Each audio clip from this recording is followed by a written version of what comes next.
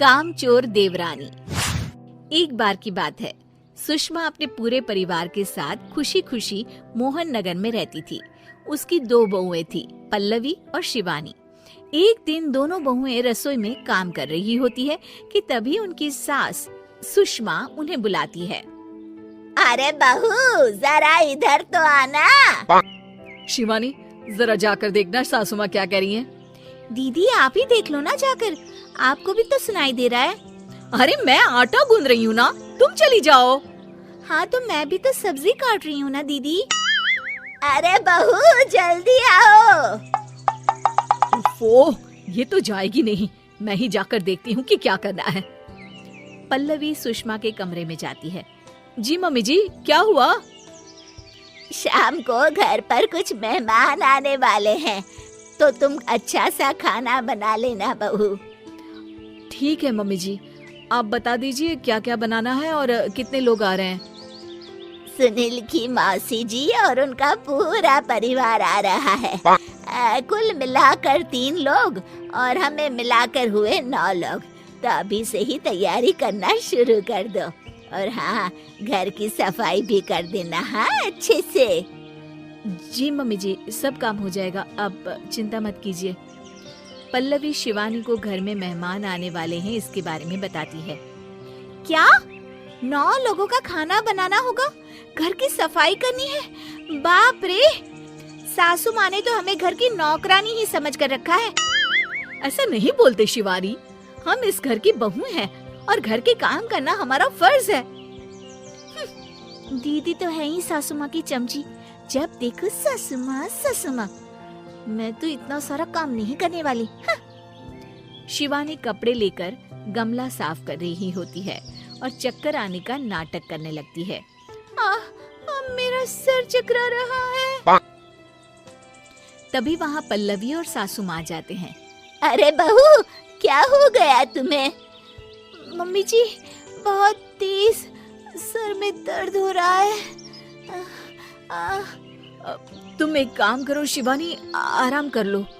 नहीं दीदी, घर में मेहमान आने वाले हैं, मुझे आपकी मदद करनी चाहिए। अरे कोई बात नहीं शिवानी, तुम आराम कर लो, मैं सब काम कर लूंगी। ठीक है दीदी, अगर आप इतना कह रही हैं तो आराम कर लेती हूँ।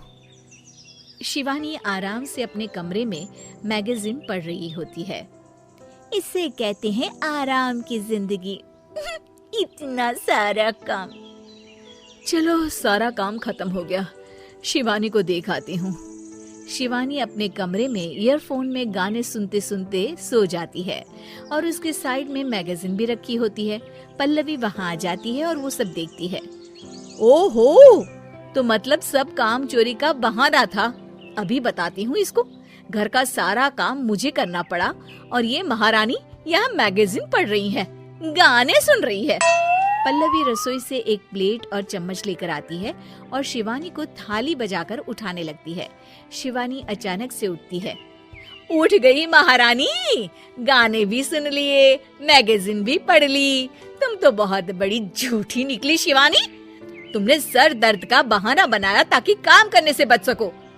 हाँ, बनाया बहाना, तो क्या करती, इतने सारे काम करती। मुझे कोई शौक नहीं है चापलूसी का। क्या चापलूसी? तुम्हें लगता है कि मैं सारे काम चापलूसी के लिए कर रही हूँ? नहीं तो क्या। तभी वहाँ सासू माँ आ जाती हैं। अरे बहू, वो लोग बस आने ही वाले हैं, तुम तैयारियां कर लो। जी सासू माँ, तुझे तो मैं बाद में देखती हूँ। सब खाना खाने बैठते हैं और खाना शुरू करते हैं। तभी सुनील की मौसी बोलती है। वाह भाई वाह, खाना तो बहुत ही अच्छा बना है सुषमा जी, एक एक चीज में क्या स्वाद है। ये सुनकर शिवानी मुंह बना लेती है। उसे अपनी जेठानी की इतनी तारीफ राज नहीं आती। आपकी बहुएं तो बहुत ही अच्छा खाना बनाती है। हाँ, बनाती तो दोनों ही अच्छा है, पर आज ना ये सारा खाना बड़ी बहू ने बनाया है। छोटी बहू की तबीयत ठीक नहीं थी, सो इसलिए। मानना पड़ेगा सुषमा जी, आपकी बड़ी बहू तो बहुत ही गुणवान है। पल्लवी की तारीफ सुनकर शिवानी को जलन होती है। पल्लवी ये सुनकर खुश हो जाती है और शिवानी की तरफ देखकर उसे चिढ़ाती है। कुछ देर बाद मेहमानों के जाने का वक्त हो जाता है। मौसी जी सबके लिए उपहार लाई होती है। वो सबको शगुन के पैसे देती हैं और अंत में पल्लवी के पास आती है। तुम्हारे लिए शगुन का लिफाफा तो है ही, पर बहू तुम्हें एक और उपहार भी मिलेगा इतना अच्छा खाना बनाने के लिए।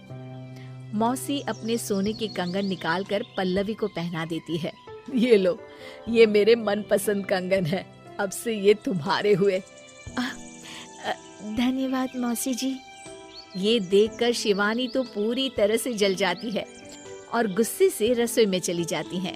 तभी वहाँ पल्लवी आ जाती है और उसे अपने कंगन दिखाने लगती है।